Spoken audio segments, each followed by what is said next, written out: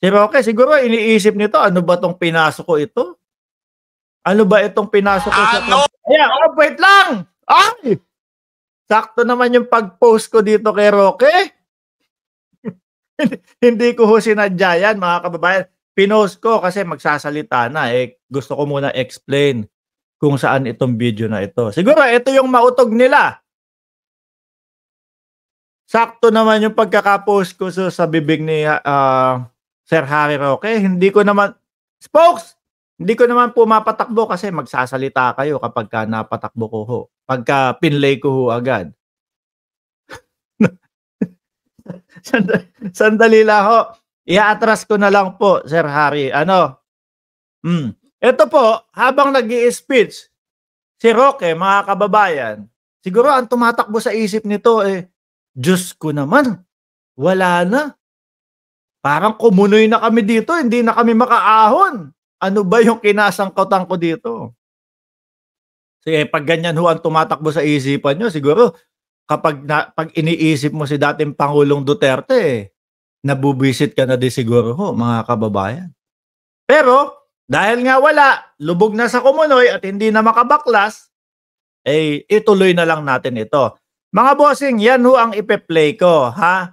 Pero, syempre, nakita nyo naman, SMNI. O, sa ilalim, SMNI. Ayan, yan. Parang hindi masyadong madami ang tao, with matching upuan pa. Oh. Sakto yung post kanina.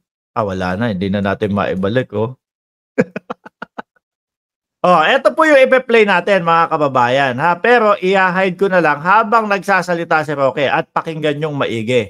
Mga bossing, sisigaw muna yung mga yan.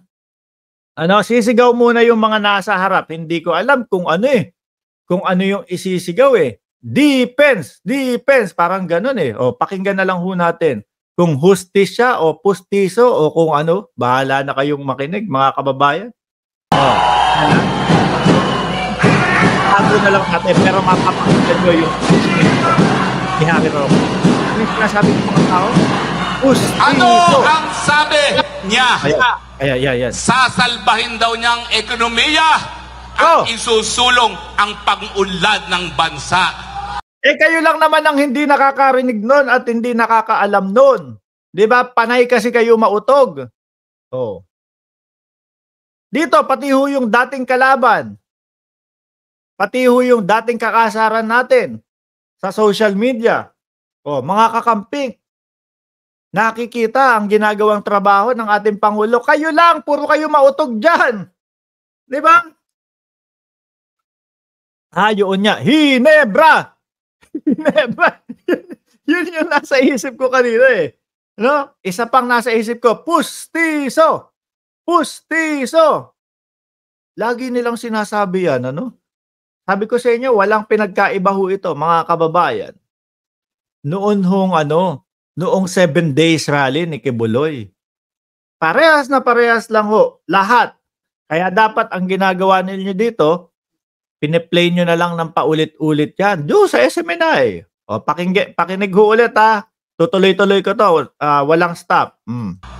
Sasalbahin daw niyang ekonomiya at isusulong ang pag-unlad ng bansa. Yun ang ginagawa. Ano ang nangyari matapos ang 2 taon? Ang pagkagutom pinakamatindi sa administrasyon ng Marcos Jr. Wala naman. Ang ekonomiya nung panahon ni Tatay Dugong, ang ano daw ho? Ang sabi ni Roque, mga kababayan, nung panahon daw, Nung panahon ni Tatay Dugong, ang sabi, the darling economy of Asia.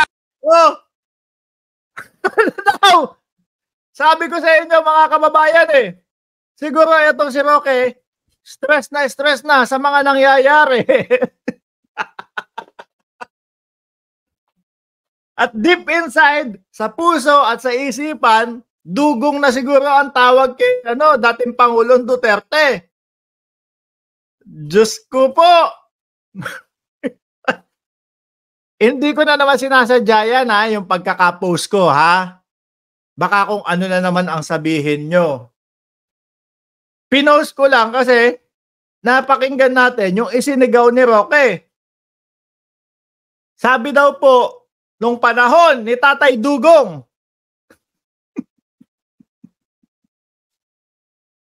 siguro po, sa araw-araw, mga kababayan, na namumuhay itong si Roque, iniisip niya din eh, ano ba tong napasukan ko? Bakit dumiin ako dito? Bakit dumiin ako dito? Ito naman kasing sinusuportahan ko eh.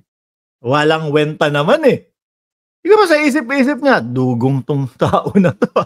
Kaya nadudulas na ho, mga kababayan. Oh, atras uulit natin ha, pakinggan at itutuloy ko na lang. Oh. Para hindi tayo ano nung alam niyo na yung mga 'yan. Oh. Ang ekonomiya nung panahon ni Tatay Dugong ang yun talaga eh, oh. Hindi ba nagkamali lang tayo ng rinig, mga kababayan? Hindi ba mali lang yung pagkakarinig natin na digong talaga yung gusto niyang sabihin? Digong talaga yung ano, pero dugong talaga eh, Tatay Dugong eh. Yung pagkakarinig ko, Roque, ano na? Gagalit ka na kay Tatay Digong ha? Marcos Jr. Ang ekonomiya nung panahon ni Tatay Dugong, ang sabi, the darling economy of Asia.